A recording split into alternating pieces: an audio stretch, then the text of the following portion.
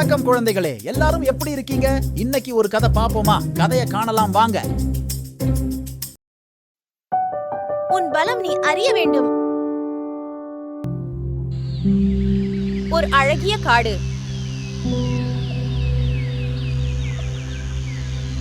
அந்த காட்டிற்குள் ஒரு சிங்கம் ராஜாவாக இருந்தது.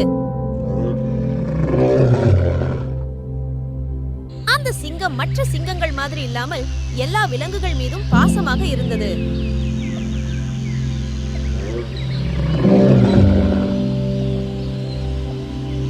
அந்த சிங்கம் ஒரு சிறப்பான கூட்டத் தலைவனாக செயல்பட்டது. எல்லா விலங்குகளும் சிங்கத்தின் தலைமையில் அமைதியாகவும் மகிழ்ச்சியாகவும் வாழ்ந்து வந்தன.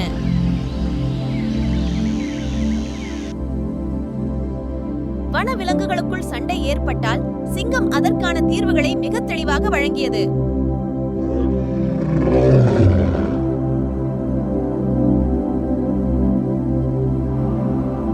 சிங்கத்தின் ஆட்சியில் காடுகளில் அமைதியும் மகிழ்ச்சியும் நிலவியது.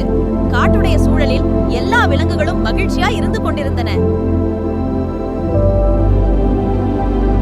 அந்த காட்டில் ஒரு முயலும் அணிலும் மிகச்சிறந்த நண்பர்கள். அவர்கள் எங்கே சென்றாலும் ஒன்றாக செல்லுவார்கள், ஒன்றாக சாப்பிடுவார்கள்.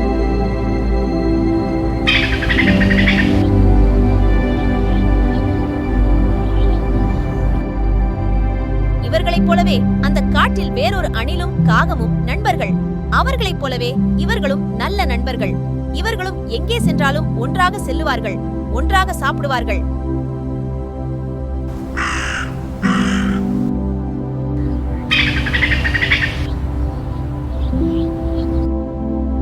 யதார்த்தமாக ஒரு நாள் இரு நண்பர் கூட்டங்களும் சந்தித்தன. இரண்டு பேரும் தங்களது நட்பின் பெருமைகளை பேசிக் கொண்டிருந்தன.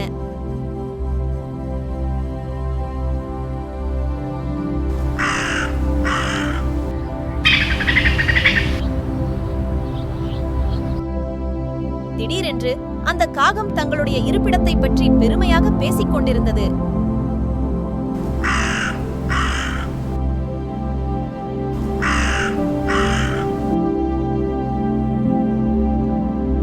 இதை கேட்டுக்கொண்டிருந்த முயலும் அணிலும் தங்களுக்கான வீடு இல்லை என்பதை நினைத்து கவலைப்பட்டன.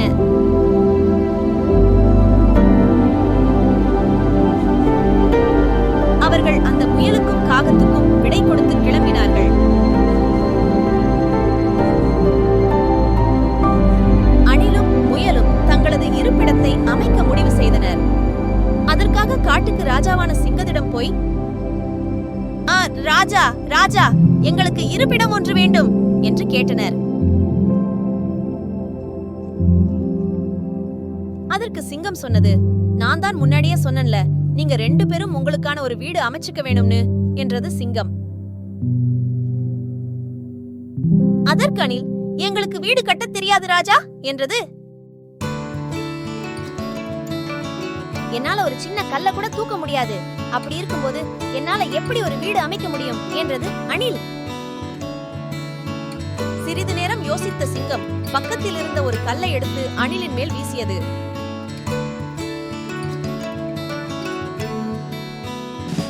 சற்றும் எதிர்பாராத இந்த கல்லை அணில் பிடித்தது. ராஜா, ஏன் இவ்வாறு செய்தீர்கள் என்று கேட்டது அணில்.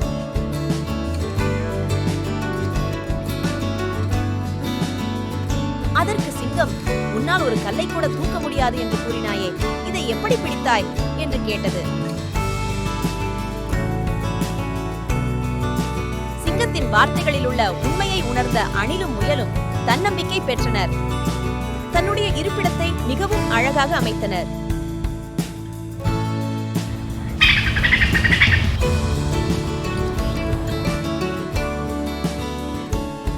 அவர்களின் வீடு காட்டிலேயே அழகான வீடாக அமைந்தது. சிங்கராஜாவும் அவர்களை பாராட்டினார். சரி குழந்தைகளே, இன்னைக்கு நாம என்ன கத்துக்கிட்டோம்?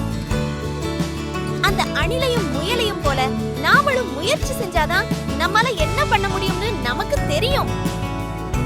அதனாலதான் பெரியவங்க சொல்றாங்க, நீங்கள் முயற்சி செய்யும் வரை உங்களால் என்ன செய்ய முடியும் என்று உங்களுக்கு தெரியாது. உன் பலத்தை நீ அறிய வேண்டும் என்று நினைத்தால் முயற்சி செய்து பார்க்க வேண்டும் என்று சொல்றாங்க. இன்னொரு கதையில பார்க்கலாம் குழந்தைகளே. போயிட்டு வாங்க.